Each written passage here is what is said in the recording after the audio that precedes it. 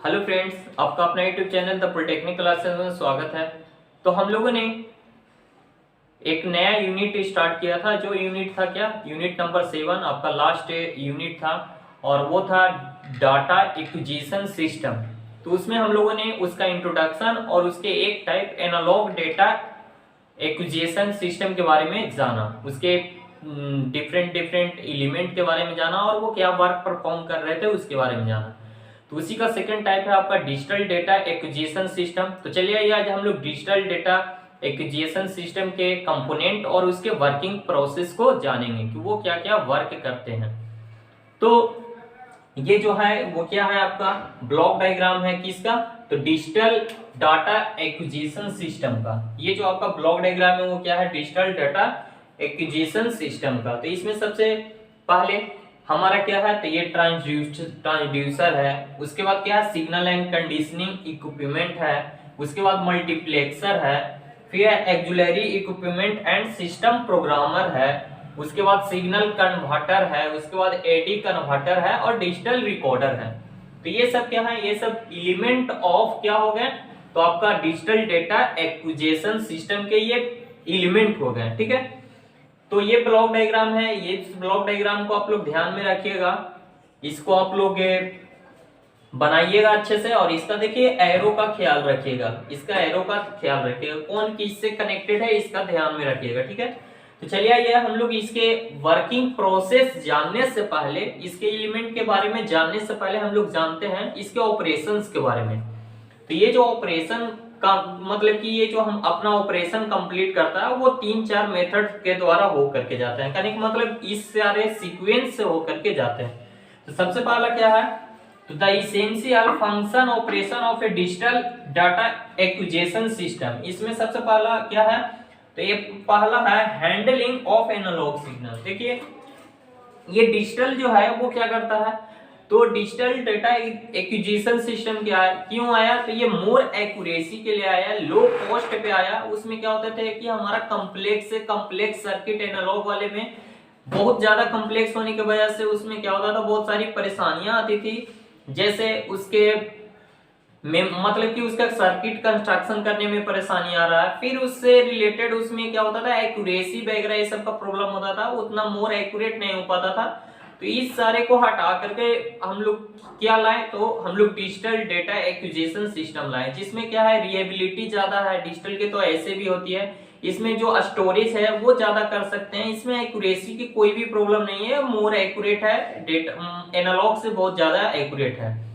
और भी इसके मोर एडवांटेज क्या क्या है, तो वो अभी हम लोग इसके फंक्शन वगैरह सब में जानेंगे। तो ये सब कारण से इसको लाया गया। तो यही कह रहा है, ये क्या करेगा, हैंडल ऑफ एनालॉग, ये एनालॉग सिग्नल को हैंडल कर सकता है, क्या एनालॉग को डिजिटल के फॉर्म में कन्वर्ट कर देंगे और उसके बाद हम लोग इसका वर्किंग प्रोसेस कर लेंगे। इसीलिए यहाँ पे क्या है, तो यहाँ पे देखिए एनालॉग टू डिजिटल कन्वर्टर का यूज हो रहा है। फिर उसके बाद हमको अगर आउटपुट एनालॉग में ही चाहिए तो वहां पे डिजिटल टू एनालॉग कन्वर्टर लगा देंगे और आउटपुट हम लोग एनालॉग में ही ले लेंगे।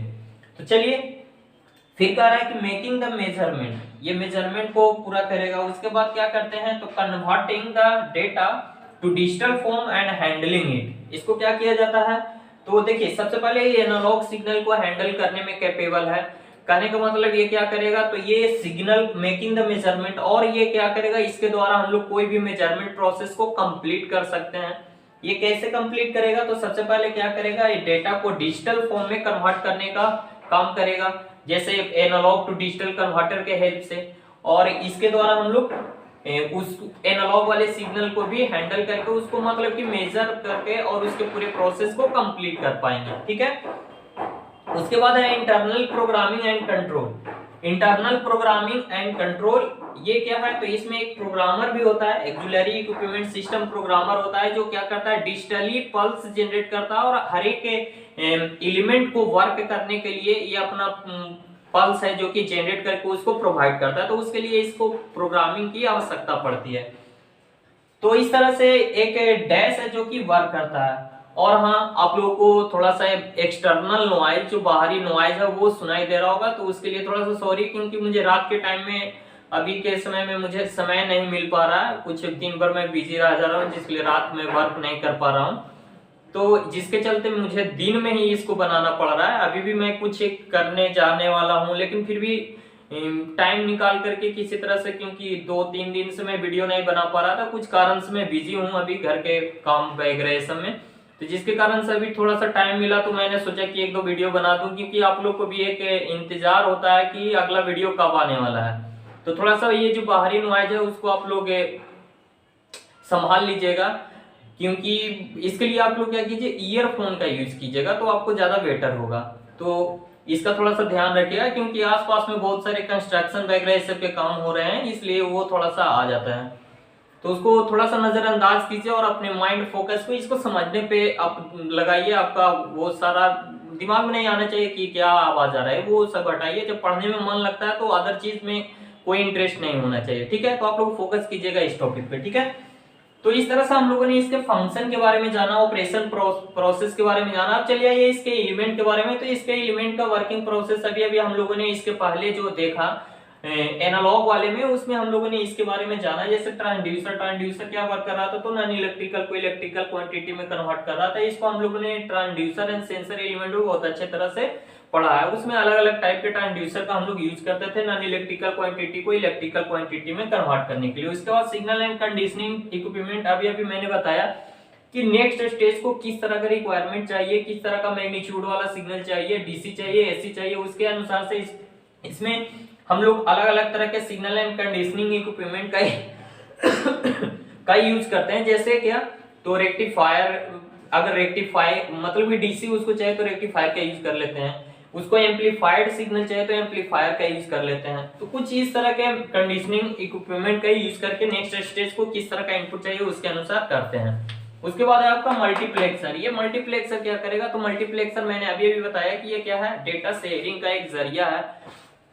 इसके हेल्प से हम लोग क्या करते हैं, तो मोर देन वन इनपुट, एक से अधिक इनपुट को सिंगल चैनल के द्वारा हम लोग उसको शेयर कर सकते हैं, ठीक है। तो इसके हेल्प से हम लोग मल्टीप्लेक्सर, इसको हम लोग मैंने बताया कि ये हमें इसी यूनिट में नेक्स्ट एक टॉपिक है, वहां पे हम लोग मल्टीप्लेक्सर 2 टाइप के होते हैं, एक टीडीएम और एक एफडीएम। टीडीएम हो गया टाइम डिवीजन मल्टीप्लेक्सिंग और एफडीएम हो गया फ्रीक्वेंसी डिवीजन मल्टीप्लेक्सिंग। तो उसमें हम लोग इसके डिटेल के बारे में जानेंगे।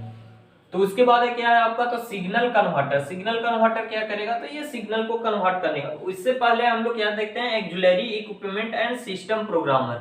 Auxiliary equipment and system programmer, तो इसमें क्या होता है, तो इसमें होता है कि an auxiliary equipment many number of device used for system programming function and digital data processing.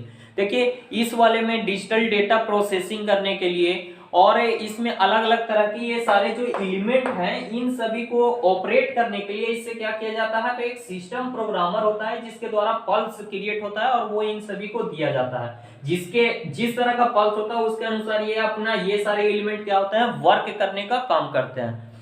तो इसलिए इसको हम लोग डिजिटल कंप्यूटर डिवाइस के द्वारा ये हैंडल किया जाता है, तो इसके हेल्प से किया जाता है। तो इसके द्वारा हम लोग क्या कर सकते हैं, तो मल्टीप्लेक्सर हो गया, AD converter, analog to digital converter, फिर डिजिटल रिकॉर्डर, सिग्नल कन्वर्टर, ये सबको ये ऑपरेट करने का काम करता है। वो क्या करता है, तो सिस्टम प्रोग्रामर। इसमें और भी बहुत सारे एक्जुलरी इक्विपमेंट वगैरह ये सब होते हैं जो कि हर एक प्रोग्रामिंग फंक्शन को वर्क करने के लिए सिस्टमेटिक ढंग से ये लगे होते हैं, ठीक है। उसके बाद आइए हम लोग देखते हैं सिग्नल कन्वर्टर के बारे में। सिग्नल कन्वर्टर के बारे में, तो ये signal converter translate the analog signal to form of acceptable by analog to digital converter. देखिए आप सिग्नल कन्वर्टर हम लोग किसका यूज कर रहे हैं, तो एनालॉग को डिजिटल में कन्वर्ट करने के लिए हम लोग किसका यूज कर रहे हैं, तो एडी कन्वर्टर का यूज कर रहे हैं, एनालॉग टू डिजिटल कन्वर्टर। तो ये सिग्नल कन्वर्टर में एनालॉग टू डिजिटल कन्वर्टर किस तरह का नेक्स्ट स्टेज को किस तरह का सिग्नल वो एक्सेप्ट करने वाला है, उस तरह के सिग्नल में कन्वर्ट करने के लिए हम लोग सिग्नल कन्वर्टर का यूज करते हैं। तो इसमें दोनों टाइप का हो सकता है आपका, डिजिटल फॉर्म में मतलब कि एनालॉग से डिजिटल कन्वर्ट करने का जरूरत पड़ सकता है, डिजिटल टू एनालॉग कन्वर्ट करने का जरूरत पड़ सकता है। तो वो किसके द्वारा हैंडल किया जाता है, तो इसी एलिमेंट के द्वारा हैंडल किया जाता है, ठीक है। उसके बाद नेक्स्ट है आपका क्या है, मल्टीप्लेक्सर। मल्टीप्लेक्सर के बारे में हम लोगों ने जान लिया है। उसके बाद है हमारा analog to digital converter. Analog to digital converter का कौन कन्वर्ट करने का काम करेगा, तो हमारा एनालॉग टू डिजिटल कन्वर्टर होते हैं जो क्या करते हैं एनालॉग सिग्नल को डिजिटल में कन्वर्ट कर देते हैं। उसके बाद है डिजिटल रिकॉर्डर। डिजिटल रिकॉर्डर क्या करता है, तो डिजिटल रिकॉर्डर हम लोग इसके हेल्प से क्या करते हैं, तो मतलब कि कोई डेटा को डिजिटली रूप में कन्वर्ट, मतलब कि डिजिटली रूप में उसको हम लोग रिकॉर्ड कर सकते हैं। जैसे पंच कार्ड हो गया, आपका फ्लॉपी डिस्क हो गया, मैग्नेटिक टेप, ये सब क्या है, तो ये सब रिकॉर्डिंग एलिमेंट है, मेमोरी एलिमेंट है, जिसमें किसी डेटा को रिकॉर्ड करके स्टोर किया जा सकता है। ठीक है, उसके बाद है आपका एक डिजिटल प्रिंटर। अब देखिए डेटा रिकॉर्ड हो गया, अब हमको उसको क्या करने का मतलब की जरूरत है, उसको प्रिंट करने का, उसका डेटा को हमको लेना है हार्ड कॉपी में। तो उसके लिए क्या करना पड़ेगा, एक डिजिटल प्रिंटर का यूज करते हैं, तो उसको हम लोग कहते हैं डिजिटल प्रिंटर के बारे में। ठीक है, तो ये डिजिटल रिकॉर्डर हो गया, डिजिटल प्रिंटर हो गया। तो डिजिटल प्रिंटर के हेल्प से हम लोग क्या करते हैं, उसको हम लोग किसी भी चीज को, जो भी डेटा है, हम उसको प्रिंट आउट हार्ड कॉपी के रूप में कलेक्ट कर लेते हैं। तो इस तरह से हमारा एक डिजिटल एक्विजिशन सिस्टम, ये जो है हमारा डिजिटल डेटा एक्विजिशन सिस्टम, ये वर्क कर पाता है। तो इसके एलिमेंट के बारे में हम लोगों ने पहले भी एनालॉग वाले में इसको डिटेल से जाना, और इधर ये भी जो भी एलिमेंट है वो उसके बारे में आप लोग जान रहे हैं, समझ रहे हैं, और इसका आप लोगों को बता दिया गया है। तो जो भी है आप लोग इसको, अभी हम लोग एनालॉग टू डिजिटल कन्वर्टर भी हम लोग को पढ़ना है, मेजरमेंट में भी और माइक्रो प्रोसेसर में भी डिटेल में, कि कितने टाइप के होते हैं, कैसे ये वर्क कर पाता है। तो उसको हम लोग देखेंगे अगले वाले यूनिट में, शायद होगा कोई यूनिट में है, मुझे याद है कि analog to digital converter measurement में भी पढ़ना है, तो वहां पे हम लोग इसको डिटेल से देखेंगे। ठीक है, अब चलिए आइए इसके एप्लीकेशंस देख लेते हैं कि applications of digital data acquisition system क्या होता है। तो देखिए इसका यूज हम लोग वाइडली रूप से कर रहे हैं, कहने का मतलब अभी जितने सारे भी इंस्ट्रूमेंट वगैरह ये सब यूज हो रहे हैं, कोई भी डेटा को एक दूसरे से कन्वर्ट करने वगैरह सब में, उसमें इसका हम लोग यूज करते हैं। लार्ज टाइप में देखा जाए तो इंडस्ट्रियल यूज बहुत ज्यादा है इसका, जैसे large wide field of industrial scientific area, scientific मतलब कि साइंटिस्ट वगैरह ये सब कोई भी डेटा वगैरह एनालाइज वगैरह ये सब करने के लिए इसका ज्यादातर यूज करते हैं।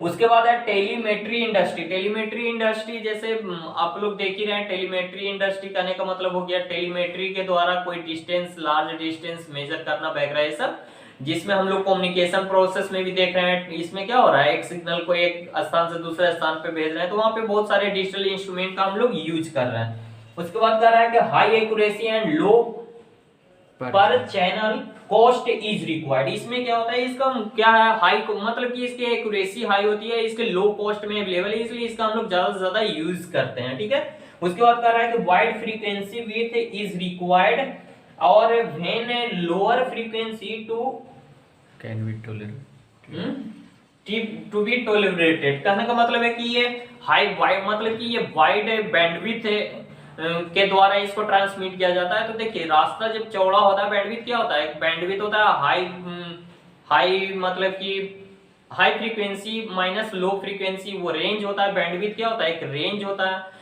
तो वो उसमें क्या होता है, जितना ज्यादा आपका बैंडविड्थ होता है उतना ज्यादा डेटा हाई फास्ट हम लोग ट्रांसमिट कर सकते हैं। तो ये मोर बैंडविड्थ, वाइड बैंडविड्थ होता है, तो इसमें डेटा आप लोग ट्रांसफर करना इजी हो जाता है। तो ये सभी इसके एडवांटेज हो गए, जिसके कारण से इसको हम लोग वाइडली एरिया से हम लोग एप्लीकेशंस में यूज करते हैं। ठीक है, तो इस तरह से हमारा ये जो डिजिटल डेटा एजुकेशन सिस्टम है ये पूरा हो गया, कंप्लीट हो गया। तो यहाँ से ये क्वेश्चंस आते हैं। देखिए ये दो क्वेश्चंस बनते थे आपके कि एनालॉग डेटा एजुकेशन सिस्टम किस तरह से वर्क करता है, उसका हम लोग मेन एलिमेंट क्या है उसके बारे में हम लोग जाने, फिर यहाँ से इसके एप्लीकेशंस के बारे में जाने, डिजिटल वाले के बारे में जाने। तो ये दो क्वेश्चन हमेशा बनते हैं, आप लोग प्रीवियस ईयर क्वेश्चंस में देख सकते हैं यहाँ से कैसा क्वेश्चंस पूछा जाता है। तो ठीक है, मिलते हैं हम लोग नेक्स्ट वीडियो में नेक्स्ट अपडेट के साथ। तो बने रहे द पॉलिटेक्निक क्लासेस के साथ और भी ज्यादा जानकारी के लिए।